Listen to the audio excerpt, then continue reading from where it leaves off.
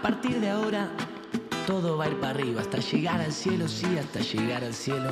A partir de ahora, todo va a ir para arriba, hasta llegar al cielo, sí, hasta llegar al cielo.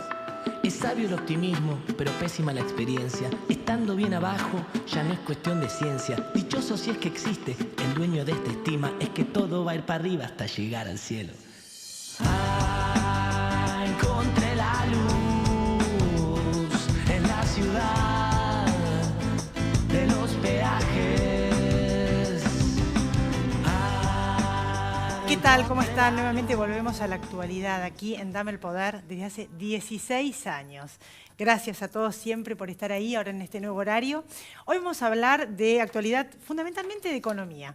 En estudios, el ex presidente, director ejecutivo de la Fundación Exportar, Marcelo Elizondo, por el acuerdo Mercosur-Unión Europea, y Augusto Vergette, financista, economista. Vamos a hablar de cara a estas elecciones de las PASO el 11 de agosto, que falta tan poco y está todo tan convulsionado en cuanto a las encuestas.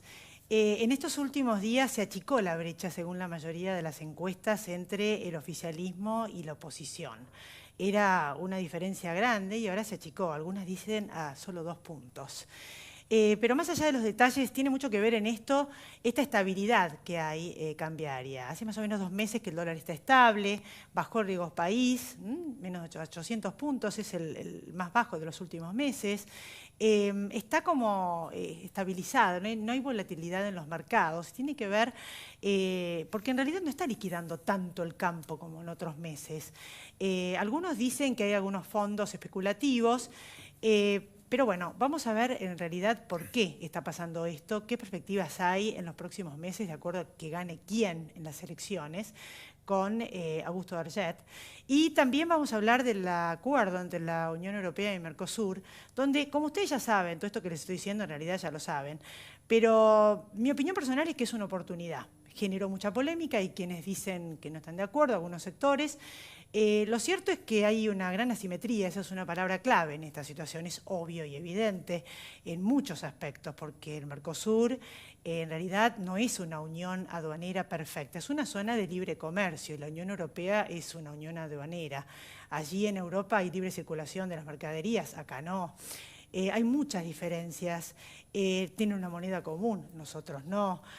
Así que además de tener que arreglar el tema del Mercosur, es mucho más complejo que esto sucinto que les estoy diciendo, también va a haber que ver cómo solucionar y nos da como un empujón esta oportunidad que tenemos, porque es un mercado de cientos de millones de personas, más de 500, 600 millones de personas, donde pueden venir muchísimas inversiones. Esto pasó en otros países donde hubo este tipo de acuerdos con la Unión Europea, y que nos empuja a tener que hacer esas reformas en este país que está anquilosado en estructuras muy antiguas, donde en el mundo ya no se discuten muchas ideas, y que tienen que ver con las reformas que están pendientes, para que todos vivan mejor. Porque la verdad es que como estamos perpetuándonos, siempre la pobreza creció y sería bueno probar otras medicinas, otras recetas. Estamos como el perro que se muerde la cola, siempre de crisis en crisis, como les digo siempre. Y entre las reformas que hay que hacer son la laboral, ver y controlar el tema de la inflación, el tema de la logística. Esto es obvio, el tema tributario, porque con esta carga impositiva, o sea, no sé qué tipo de competencia vamos a poder tener con la Unión Europea. Por eso, si se hicieran estas políticas de Estado, porque aparte también el acuerdo con la Unión Europea del Mercosur es una política de Estado que fue un éxito, porque hace 20 años que se viene tratando. Si además se dieran esas otras internamente que les acabo de decir, probablemente va a ser por el bien de todos. Pero todo eso depende de los políticos, que van y vienen y nunca se ponen de acuerdo y no establecen políticas de Estado a largo plazo. ¿Qué es lo que esperamos? ¿Políticas de Estado? Para ver si algún día salimos de pobres. Después de la pausa, Marcelo Elizondo.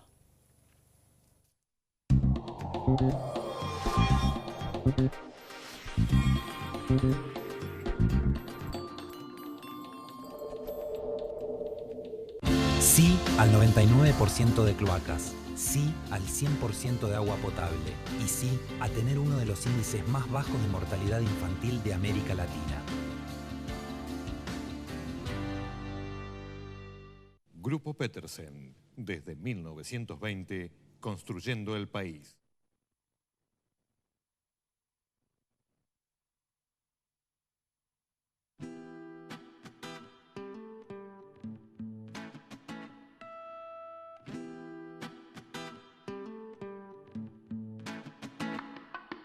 partir de ahora todo va a ir para arriba, hasta llegar al cielo, sí, hasta llegar al cielo. A partir de ahora todo va a ir para arriba, hasta llegar al cielo, sí, hasta llegar al cielo. Es sabio el optimismo, pero pésima la experiencia. Estando bien abajo, ya no es cuestión de ciencia. Dichoso si es que existe, el dueño de esta estima es que todo va a ir para arriba hasta llegar al cielo.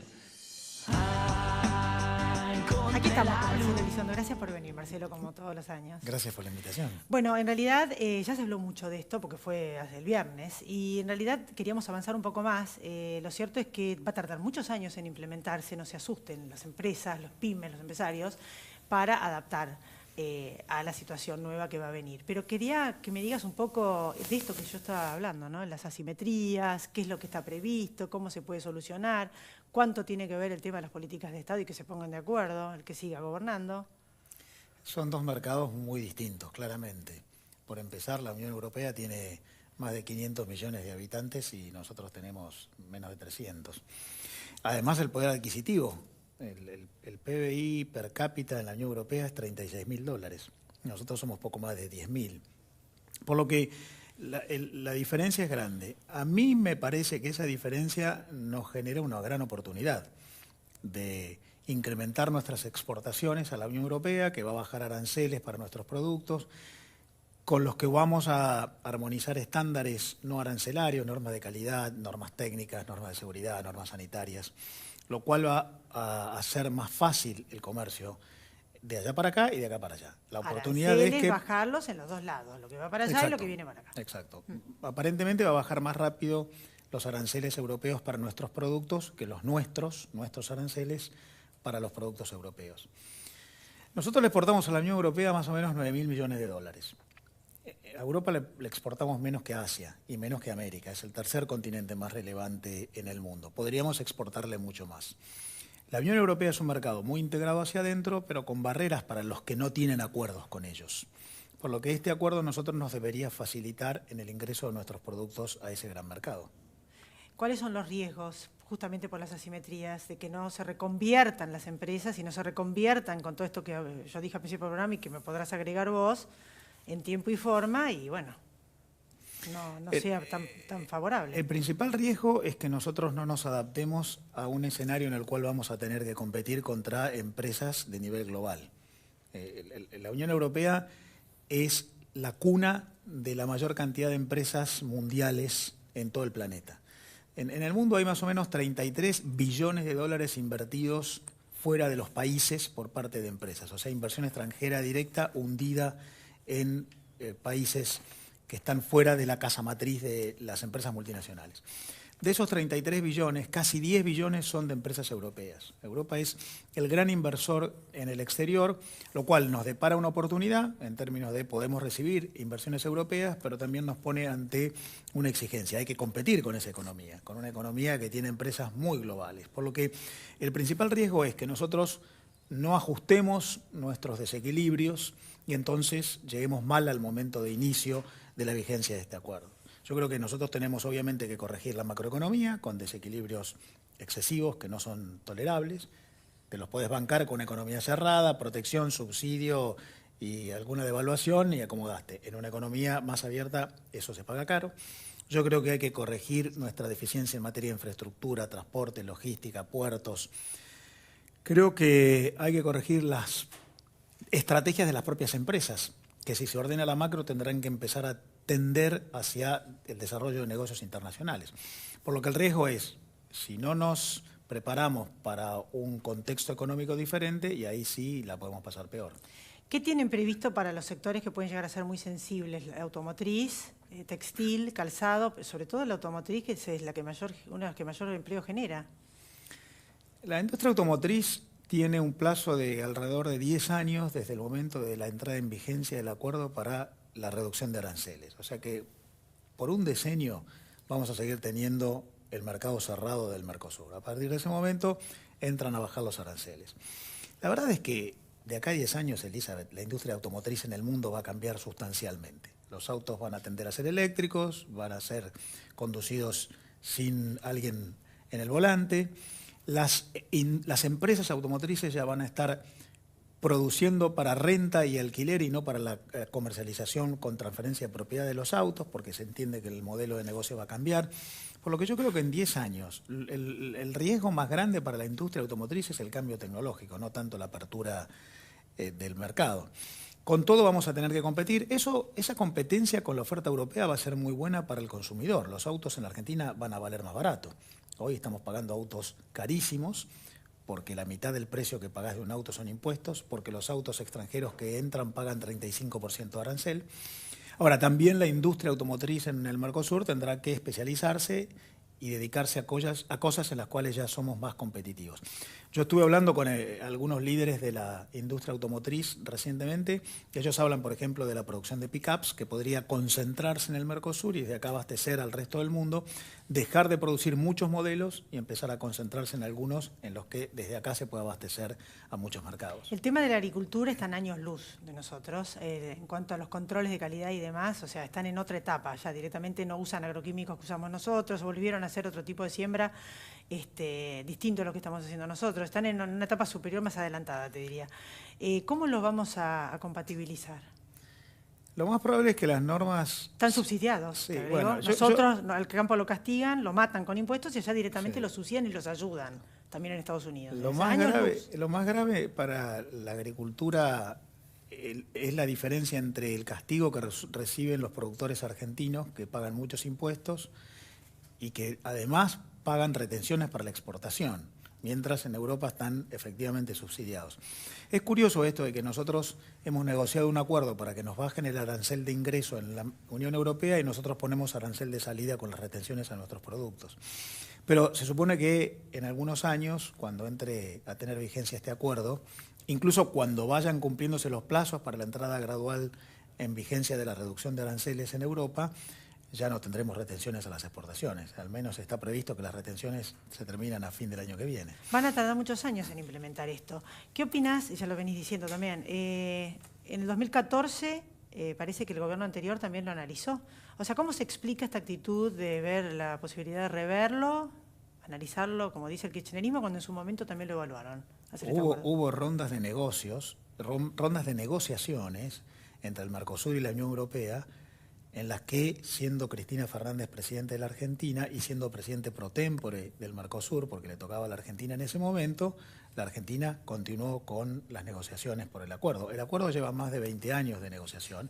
En 20 años hubo gobiernos de muy distintos colores, entre ellos quienes hoy están en la oposición, que en ese momento impulsaban la negociación.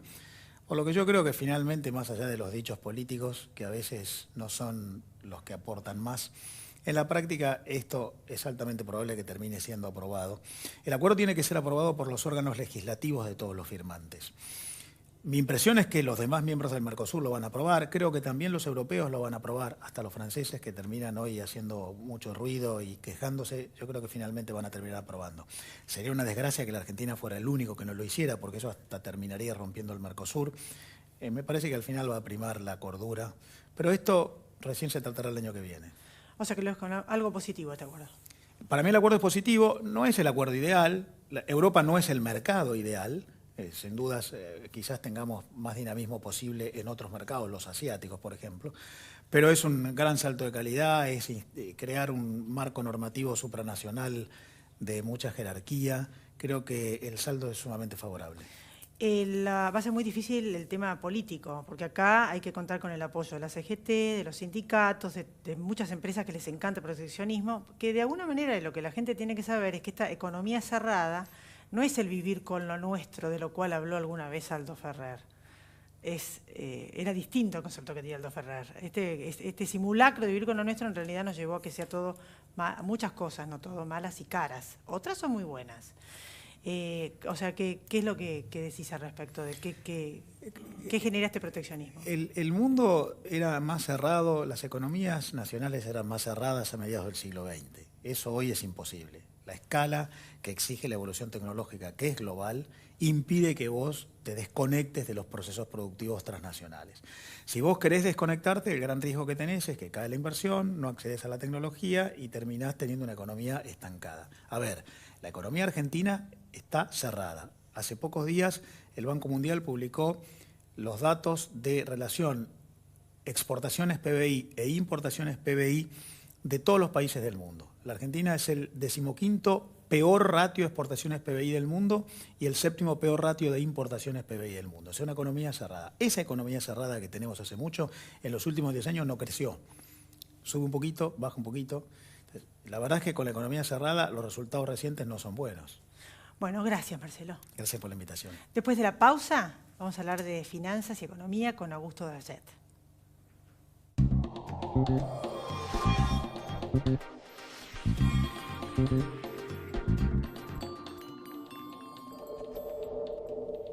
Una garantía de alquiler que te abre más puertas. Provincia Seguros te acompaña con un seguro de caución en 24 cuotas, sin límite de edad y solo con tu firma. Llama al 0810-222-2444. Provincia Seguros, una empresa del Grupo Provincia.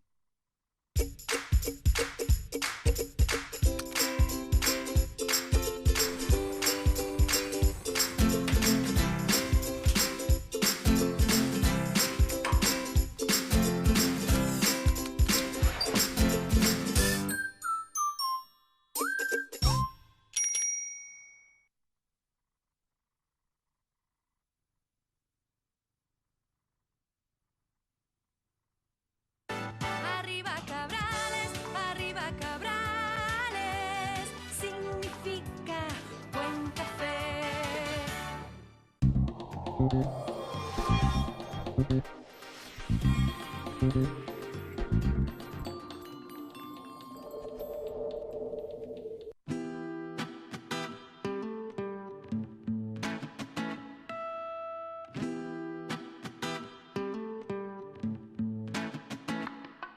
A partir de ahora, todo va a ir para arriba, hasta llegar al cielo, sí, hasta llegar al cielo.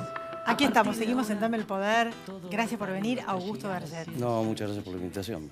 Bueno, ¿qué opinas del acuerdo Unión Europea-Mercosur? El acuerdo como tal da libertad para que comercies todos los productos que quieras. Yo estoy a favor de todos los acuerdos de libre comercio. Pero me parece que Argentina está jugando otro partido. Esto de hablar de abrir rápido la economía o no, en esta situación donde la presión impositiva es insoportable, donde los empresarios no acceden a crédito, donde si acceden pagan tasas superiores o similares al 100%, abrir la economía sería criminal. Entonces lo que me parece bueno es que pone a la Argentina en la espada de Damocles. Primero el Estado haciendo los deberes para bajar esa presión impositiva y después el empresario que una vez que tenga dadas las herramientas se anime y diga ahora sí compito. Entonces me parece que nos va a sacar la careta como sociedad si vamos para adelante con el acuerdo o no. La espada de Damocles para que no haya tanta carga de impositiva, van a tener que bajar el gasto. ¿Cómo haces para bajar el gasto en un país con tantos pobres? Yo creo que deberíamos ser un poco más pragmáticos. Me encantaría que nazca el PSC, el Partido del Sentido Común. El 65% del gasto público argentino está dado por el tema previsional. Y cada tanto te aparecen gente que te dice hay que echar 1,5 millones de empleados públicos y otras personas que dicen los derechos adquiridos no se mueven. Y yo creo que hay algo en el medio que es, por ejemplo, congelemos las vacantes durante 2 o 3 años, las personas que se retiran, no son cubiertos esos cargos. ¿Saben qué? La gente que fue jubilada sin haber aportado nunca, ya esto es por ley, el derecho está adquirido. A partir de ahora, el que no aporte nunca en su vida no va a tener una jubilación. La gente antes trabajaba 30 años y el Estado pagaba 5 años porque la expectativa de vida era bastante baja cuando se creó esta ley. La gente en general fallecía a los 65, 70 años, por eso esas edades. Hoy la expectativa de vida es mucho más alta, con lo cual no podés vos trabajar 30 años para el Estado y 30 años en actividad privada y pedirle al Estado que te financie el 70% de tu salario por los próximos 40 años. Entonces hay cosas de sentido común que no tienen nada que ver con ideología, que son barreras que los políticos argentinos van a tener que cruzar para mejorar la economía. Y ahí sí, cuando el empresario ya no tenga la excusa de echarle siempre la culpa al Estado, va a tener que decir, ¿sabes qué? Ahora mi producto sí es competitivo, bajar los aranceles, compito con cualquiera. Entonces, por eso me parece que este es un desafío para el Estado y para los empresarios argentinos. Bueno, el contexto político signa de alguna manera la economía. Frente a las elecciones, en este momento esta calma favorece al oficialismo. Pero ¿qué puede pasar y cuáles son las perspectivas, por ejemplo, frente a las PASO y después la primera vuelta? ¿Qué pasa si tiene una gran ventaja la oposición, Cristina Fernández de Kirchner y Alberto Fernández? Al revés, en realidad. ¿Y qué pasa si tiene una paridad el gobierno con la oposición? Como dice el libro El Cisne Negro de Taleb, los problemas nunca vienen por donde uno los espera. Entonces, hoy hay 100 encuestas, ninguna coincide entre sí, pero lo que aparentemente se puede llegar a dar es que las PASO no las gana el oficialismo, producto de que es la primera vez que tiene una oposición por derecha, y después te dicen, bueno, supuestamente la gente que va a votar a los espacios de centro-derecha, en el caso de que haya un balotaje o que la diferencia sea muy grande en las PASO, se va a volcar por el oficialismo. Me parece que sería más importante, entonces, para seguir refiriéndome a ese punto, como todos los operadores financieros están más o menos con esta misma historia en la cabeza, pensando que desde agosto a octubre la sociedad va a tener la sensación de que la oposición le lleva 5, 6 o 7 puntos al oficialismo, todo el mundo está pensando, bueno, evidentemente la gente va a ir al dólar o van a bajar las acciones, pero esto ya está en los precios y lo que se sabe es que hay un poder de fuego muy grande del lado del Banco Central como para poder hacer frente a cualquier tipo de movimiento financiero hacia ahí. Más allá de eso, lo que más nos preocupa a todos es no escuchar hacia dónde vamos, cuáles son las propuestas de los partidos políticos, teniendo en cuenta básicamente que en la Argentina hay 35% de pobres, estamos hablando de más de 12 millones de personas, y bajo todos los colores políticos durante los últimos 100 años hemos creado esto y creo que el mercado espera otras propuestas. Ahora, por otro lado somos tremendistas y el mundo nos evalúa por nuestro pasado y no por nuestros números. Hoy tenés récord histórico en el mundo de tasas negativas, tenés países con infinidad de problemas, el caso de Italia, por ejemplo, que tiene 180% de deuda contra su PBI, están hablando de crear una cuasimoneda en cualquier momento, las diferencias entre el oficialismo y la oposición son increíbles y los bonos en Italia rinden 1,8% anual a 10 años. Un bono argentino a un año rinde 15% anual. Tenés, lo mismo lo puedes ver en Grecia, incluyendo, si querés venir para esta zona, México todas las semanas tiene algún problema con Trump. A su presidente le están criticando que no fue a la reunión del G20. La verdad es que las condiciones están empeorando día a día económicamente y sus bonos no rinden nada, menos del 5%. Evidentemente, a la Argentina no lo están evaluando por sus números, lo están evaluando por su historia. Vamos a explicar a la gente que el hecho de que rinden mucho y que pagan muchísimo por los bonos argentinos es porque es por la enorme inseguridad. Bueno, o sea, mayor riesgo, más pagan. Voy a contarlo más fácil. O sea, el país que más deuda tiene en el mundo es Japón. El segundo país que más deuda tiene en el mundo es Estados Unidos. Un bono del Tesoro americano a 10 años rinde 1,95% por año. Un bono argentino rinde 16% anual en un año. Que ahora nos vas a explicar entonces por qué es. Yo así, visto de afuera, digo es por el riesgo. Cuanto bueno, mayor no. riesgo, más Lo que peor. te estoy contando es que hay países con muchísima más deuda con respecto a su PBI que Argentina. No debe haber menos de 70 países con más deuda que la Argentina con respecto a su PBI. Y Argentina es de los que más rinde porque hemos hecho 7 defaults a lo largo de nuestra historia. Entonces, somos defaulteadores seriales. Hemos dejado de pagar infinidad de veces. Entonces el mundo dice, ¿sabes qué? De números no estás tan mal, de hecho está bajando un poco la inflación, de hecho has parado la emisión monetaria, y tu deuda no es tan grande, ni siquiera llega al 100% del PIB, quizás es del 85, del 90, según como quieras tomar los números. Sin embargo, te exijo demasiada tasa de interés para comprarte, porque sé que en cualquier momento me engañas de nuevo. ¿Y qué va a pasar? Porque la verdad que, o sea, yo a veces digo, los mercados, está bien, ya sabemos que los fondos de inversión y demás, pero también los pequeños y medianos son los mercados. El que tiene una pyme, el que tiene una platita ahorrada y la pone, ¿no es cierto? Son todos un poco el mini mercado. Y la verdad es que si aparece un gobierno, o por ejemplo se pone a evaluar la posibilidad de que vuelva un cepo, de que vuelvan a pasar muchas de las cosas que pasaron con el gobierno anterior, eso aterra a cualquier inversor. O sea, ¿cómo se establece esa posibilidad de que gane la oposición, en este caso Alberto Fernández y Cristina Fernández de Kirchner, si no aclaran bien que no van a volver a hacer todas esas acciones que hicieron, de intervenir, de expropiar, de cepo? ¿Qué puede llegar a pasar con los mercados y la economía? El dólar y demás. Esto es una intriga que uno tiene, ¿no? ¿Qué va a pasar? No sé, porque soy financista, no brujo, pero da la sensación que hoy no es el mismo país que encontrás como fue en el pasado. Hoy no hay espacio para el populismo. Hoy has llegado a esta situación de tener un acuerdo con el Fondo Monetario Internacional, producto que no podías emitir moneda porque te ibas a ir a la hiperinflación y que tomaste deuda suficiente hasta que el mundo te dijo no te presto más. Una vez que ya tus herramientas terminaron, tuviste que ir al Fondo Monetario. Ese acuerdo te va a durar muchísimos años hasta que termines de pagarlo. Cualquier gobierno que asuma va a tener que respetar ese acuerdo. A lo sumo pedirá refinanciarlo, pagarlo en más largo plazo. Eso fue lo que dijeron, eso sí.